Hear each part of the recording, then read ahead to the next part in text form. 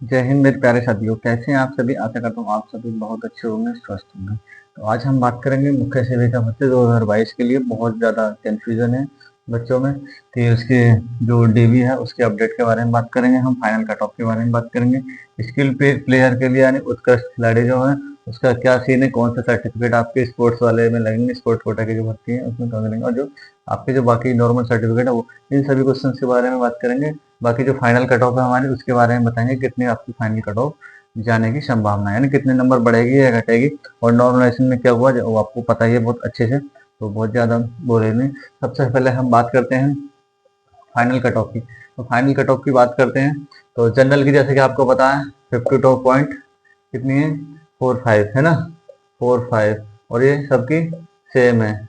S C कितनी है, 46.72, ठीक है, कितनी है एस सी की, 46.72। पीएच की अलग अलग कैटेगरी है। अब देखो इनकी भी बात करेंगे, इससे पहले हम इसकी बात कर लें। जनरल की हम फाइनल कट ऑफ की बात करें तो जनरल की कट ऑफ जो है इसमें क्या होगा, प्लस 3 से यानी 3 से 5 नंबर बढ़ सकती है, यानी 3 से 5 नंबर कम से कम बढ़ेगी जनरल कट ऑफ। हाँ, घट भी सकती है कट ऑफ, उसका भी रीजन बताऊंगा कब घटेगी, किस कंडीशन में बढ़ेगी। ठीक है, अभी का जो वर्तमान की स्थिति है, 8,000 बच्चों को बुलाया डीवीपीएससी के लिए, 8,000 प्लस, उसके हिसाब से बता रहा हूँ। ओबीसी की भी यही सीन है, जो हमें कहूँ अगर जनरल की जाएगी तो कितनी जाएगी, सीधी सीधी कट ऑफ की बात कर ले रहे हैं। जनरल की जो फाइनल कट ऑफ जाएगी वो लगभग 57 से 58 नंबर तक। ओबीसी की बात करें तो 55 से 57, 55 से 57 नंबर के बीच ओबीसी की। वहीं एससी की बात करें तो एससी की कट ऑफ 54 से 55 नंबर, ठीक है, 54 से 55 नंबर के बीच में आपकी एससी की जाएगी। एसटी की कट ऑफ आपकी नहीं बढ़ेगी, ठीक, लगभग इतनी रहेगी, हो सकता है और कम हो जाए कट ऑफ एससी की, बढ़े एसटी की सॉरी बढ़ेगी नहीं, ये चीज देख ली। अब पीएच की और ये कट ऑफ भी लगभग सेम रहेंगे। स्पोर्ट्स की कट ऑफ बढ़ सकती है, ठीक है, कितने 35 प्लस हो सकती है। क्यों, अगर स्पोर्ट्स के बच्चे होते ज्यादा, मतलब अगर बच्चे कम होते और तो कट ऑफ नहीं लगाते, सभी को बुला लेते, लेकिन इन्होंने क्या किया कि 30 नंबर आपकी कट ऑफ लगा रखी है, ठीक है, पहली। और ये फिजिकल हैंडीकैप वगैरह ये सभी क्या है, ये इनकी कट ऑफ नहीं बढ़ेगी, जो है वही रहेगी आपकी, ठीक। तो आप लोग बिल्कुल भी टेंशन न लें, कट ऑफ में बहुत ज्यादा अंतर नहीं है। अब कट ऑफ घटेगी कब, इसके बारे में बता दूं। कट ऑफ घटेगी जब अगर बीएससी वाले हैं, जो बीएससी होम साइंस है, अगर बीएससी होम साइंस वाले बाहर हो जाएं, जैसा कि नोटिफिकेशन में दिया है, आपने देखा भी होगा कि कला वर्ग में स्नातक होने चाहिए समाजशास्त्र से और होम साइंस से। तो अगर बीएससी होम साइंस वाले बाहर होते हैं तो लगभग इनकी जो संख्या है 2,000 के करीब है। 2,000 संख्या, टोटल 2 से 3,000 फॉर्म पड़े थे बीएससी होम साइंस वाले, और इसमें बीएड वाले भी हैं, बीटीसी वाले भी हैं। तो ये बच्चे अगर निकल जाए, इन्होंने एग्जाम भी क्वालिफाई किया, एग्जाम क्वालिफाई किया तो डीपीएसटी के लिए बुलाए होंगे, तो लगभग 1,000 बच्चे ऐसे हैं जो होम साइंस वाले, अगर ये निकल गए तो पक्का कट ऑफ घटने वाली है, ठीक है, तो कट ऑफ आपकी बढ़ेगी नहीं। तो ये तो हो गया रिजल्ट की बात। बाकी जो फाइनल कट ऑफ की बात करते हैं, हम डीवीपीएसटी की डेट कर रहे हैं। तो डीवीपीएसटी के बारे में शायद आपको पता ही होगा, बहुत जल्दी प्रक्रिया प्रचलित है, और 10 से 12 तारीख तक आपको नोटिफिकेशन देखने को मिल जाएगा, यानी 17 से 20 दिसंबर, इस बीच में आपके डीपीएसटी का शेड्यूल मतलब शुरू हो जाएगा डीपीएसटी के लिए, ठीक है, तो सब कुछ ठीक ठाक रहता है तो, ठीक। तो ये वाली चीज हो गई, यानी 17 से 20 आपका डीपीएसटी की हो जाएगी, और फाइनल कट ऑफ की हो गई। स्किल प्लेयर कौन से होते हैं, स्किल प्लेयर के बारे में बता दो आपको कौन से होते हैं, यानी कौन से सर्टिफिकेट चलेंगे। तो स्किल प्लेयर वो होते हैं जिन्होंने कम से कम, देखो 4 श्रेणी के होते हैं, ए श्रेणी, बी श्रेणी, सी श्रेणी और डी श्रेणी। ए श्रेणी यानी ओलंपिक खेल, पैरा ओलंपिक, विश्व चैंपियनशिप, इनमें अगर पार्टिसिपेट किया है तो आप ए श्रेणी में आएंगे, ठीक। दूसरा है एशियाई खेल, एशियाई पैरा ओलंपिक, कॉमनवेल्थ और कॉमनवेल्थ चैंपियनशिप या एशियाई चैंपियनशिप, इसमें आते हैं तो आप सी ग्रेड में, बी ग्रेड में आते हैं। फिर C grade South Asian game, senior category, युवा ओलंपिक, ओलंपिक, कॉमनवेल्थ, इन टाइप के गेम आप सी कैटेगरी। अब आते हैं डी कैटेगरी, जो अपन लोगों पे लागू होती है अधिकतर। डी कैटेगरी कौन सी है, नेशनल खेल, ठीक है, नेशनल गेम और नेशनल चैंपियनशिप, नेशनल चैंपियनशिप और university game.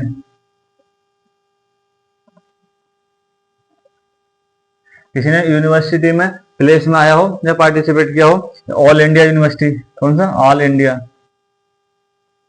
All India university, या स्टेट खेला हो, स्टेट प्लेयर हो।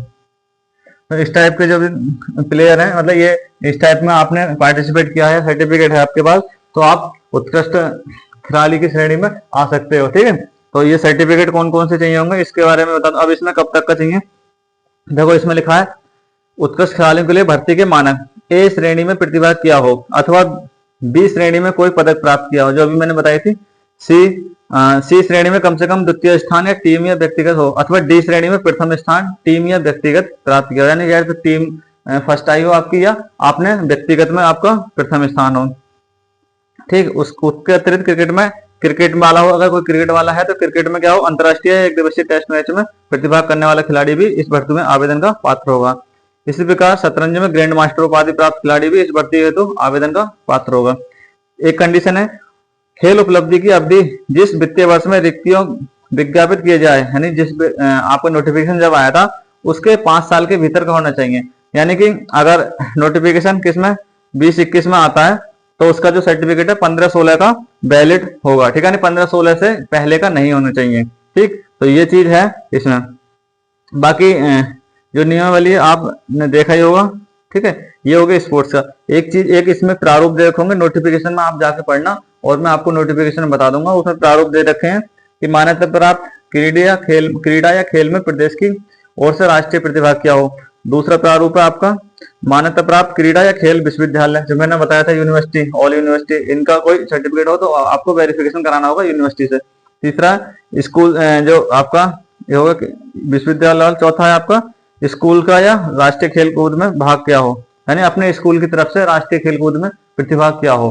ठीक, तो जो नेशनल लेवल का है वो, ठीक है, और स्टेट लेवल का भी आपके पास है तो वो आपके जो नियरेस्ट स्टेडियम या आरएसओ अधिकारी होते हैं वो आपका वेरीफाई करके दे देंगे। तो ये होता है। बाकी जो सर्टिफिकेट है आपको पता ही है, हाई स्कूल की मार्कशीट, इंटर मार्कशीट और सनअध्ययन सर्टिफिकेट। ठीक, फिर इंटर का क्या मार्कशीट और सर्टिफिकेट, ग्रेजुएशन की मार्कशीट और डिग्री। अगर डिग्री नहीं आई आपकी तो निकलवा लो, अदरवाइज अगर किसी ने अभी हाल ही में ग्रेजुएशन किया हो या कुछ हो, वैसे तो आएगी होगी, 2 साल हो गए फॉर्म डले हुए भी, तो डिग्री सभी की आगे होगी, नहीं आई तो प्रोविजन निकलवा लेना। ठीक है, उसके बाद में अगर आपके पास एक्स्ट्रा कोई क्वालिफिकेशन है तो वो भी सर्टिफिकेट लगा देना। ठीक है, कास्ट सर्टिफिकेट, निवास प्रमाण पत्र, ठीक है, यानी डोमिसाइल। और ये कब के हों, ये इससे कोई फर्क नहीं पड़ेगा, चाहे तो नए लगा देने या पुराने लगा देने, कोई दिक्कत वाली बात नहीं है डोमिसाइल में। ठीक है, बाकी आय वगैरह का लगता नहीं है, आधार कार्ड की भी कोई आवश्यकता है नहीं, फोटो लगेंगे आपके। ठीक, और जो डिग्री है आपके पता ही है क्या, बीएससी होम साइंस वाले का अभी कोई क्लियर है नहीं। उसके अलावा आपको क्या करना है, बीए आर्ट साइड हो और होम साइंस समाजशास्त्र जो भी है, और 2 साल वाले, एक चीज और, जो 2 साल किया है आप किसने, 2 साल वाले भी वैलिड है, यानी ग्रेजुएशन में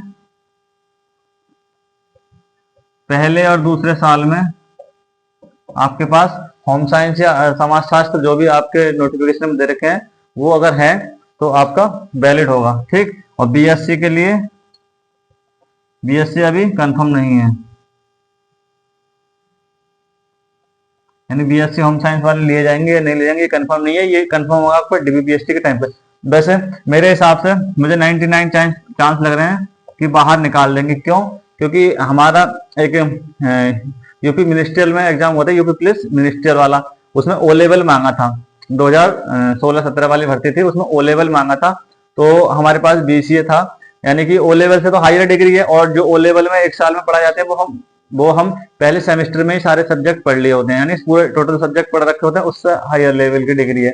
ठीक। लेकिन उन्होंने क्या कह दिया कि हमें ओ लेवल ही चाहिए, यानी ओ लेवल ही चाहिए, हमें बीसीए नहीं चाहिए, क्योंकि नोटिफिकेशन हम दे रखा था उस टाइम पे उस वाली भर्ती में, तो ओ लेवल वाले ही लिए थे, बाकी भर्ती खाली चली गई थी।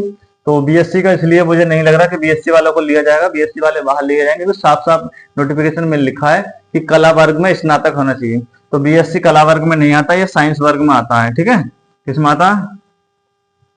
साइंस वर्ग में आता है, क्योंकि हम लोगों को निकाल दिया था जबकि हमारे पास हायर डिग्री थी। तो हमसे बोले थे, जो कमेटी थी अधिकारियों के, बोले थे कि हमको एरोप्लेन उड़ाने वाला नहीं चाहिए, हमको साइकिल चलाने वाला चाहिए।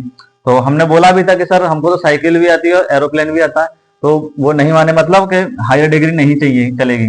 तो यही चीज है। अब बाकी देखते हैं क्या होता है डॉक्यूमेंट वेरिफिकेशन के टाइम पे।